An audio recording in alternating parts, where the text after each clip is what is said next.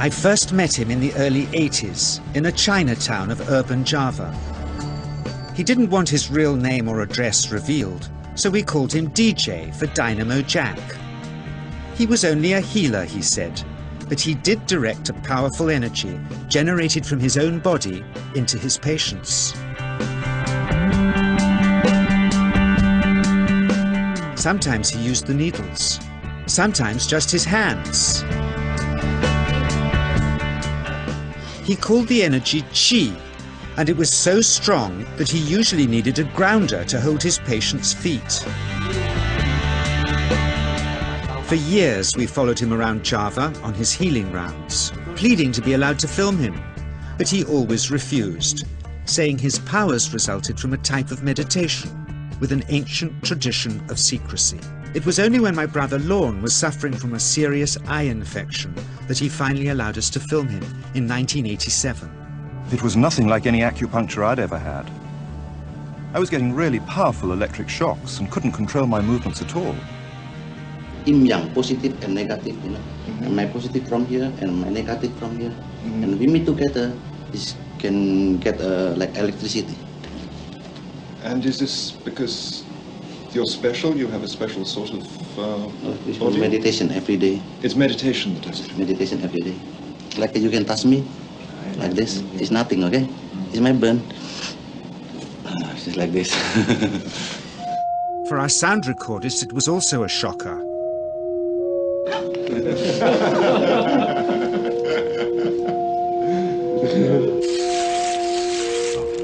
He then took our newspaper outside and showed us how Qi can also be used to set things on fire.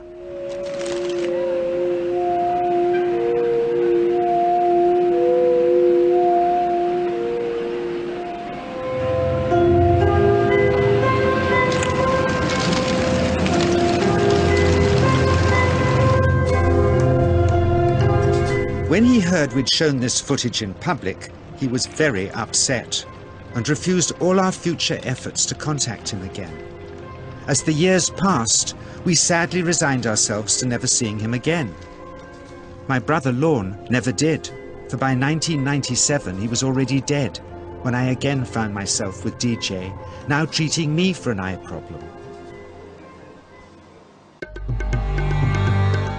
But it wasn't this that brought me back. He had tracked me down out of the blue and invited me to tell me a story. He had just returned from 2 years on a deep meditational journey, alone in the heart of Borneo. Amongst his revelations, he had seen, he said, how history was moving on into great change, and the old wisdom was vanishing.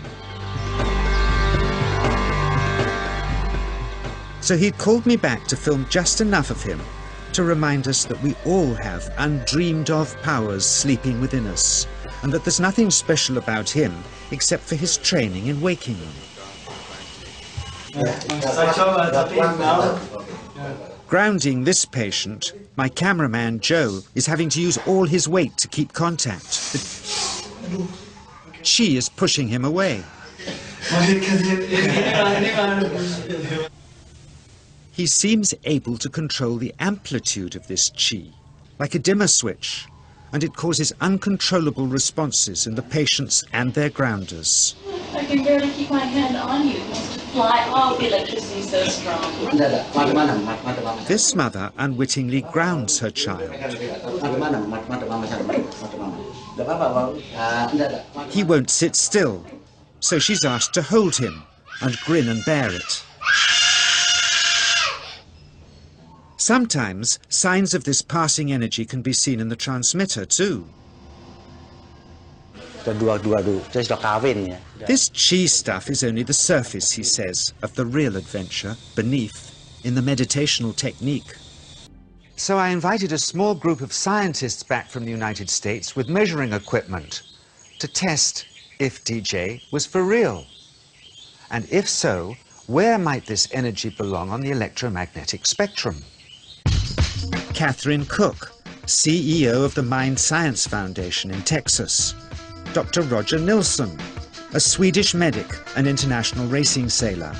Dr. Greg Simpson, a physicist from New York's Albert Einstein University, and Andreas Polak, one of DJ's Australian students. The visitors are confident they'll uncover him as a fraud in no time. Greg is the first guinea pig, and he's uncomfortable about showing that he can feel anything at all. Dr. Roger doesn't know what to expect.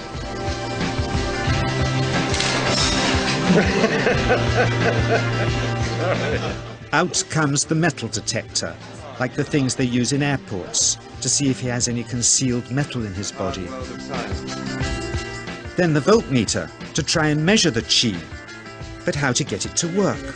Where's the ground? What settings? DJ suggests that as his negative is his perineum, and his positive is his navel chakra, perhaps that's where the electrode should be attached.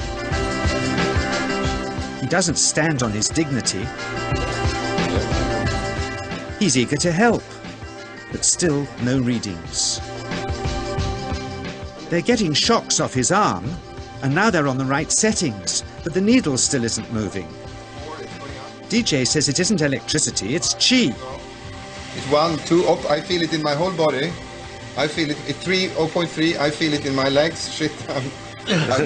But suspecting there's some tricky setup on his premises they can't find, they insist we all go to a randomly chosen hotel room several miles away to see if he can light a light bulb with his fingers.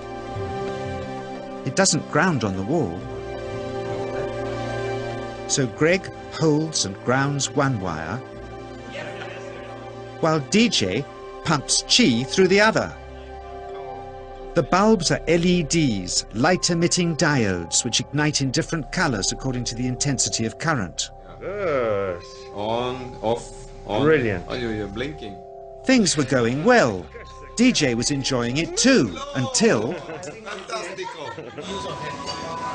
he invited us all out to lunch at his local, where he tried to push a chopstick through the table. He couldn't get it through the Formica surface, so he came up through an inch of wood from underneath.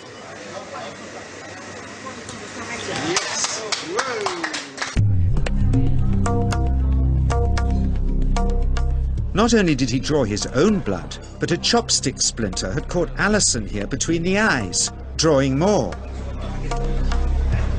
The incident was laughed off apologetically, but next morning he was a different man, drawn and upset. He said he'd been visited all night by his long-dead master, raging that he'd broken the strict taboos of his sect, never to show off in public and never to cause harm or draw blood. He felt deeply chastised. All further testing and filming must end. Never again would he submit to public scrutiny, nor accept any new students. He would sink from sight and continue his healing in obscurity, as he had done since before we met him in the early 80s and had always told us was right.